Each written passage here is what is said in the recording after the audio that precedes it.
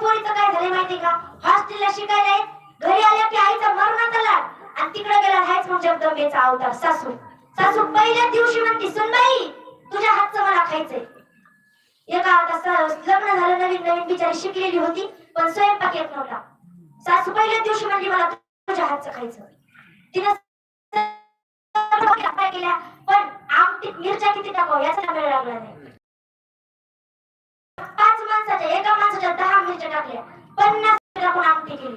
मथारी आमटी बघायला आली, पातेल्याची प्लेट साईडला केली, बघितलं मथारीनं कलरून क्वालिटी ओळखली. मथारी म्हणली मला भूकच नाही, मला एकादशच म्हणली. घरचे म्हणले 2 दिवसापूर्वी एकादश झाली, आता तुला एकादश आहे का?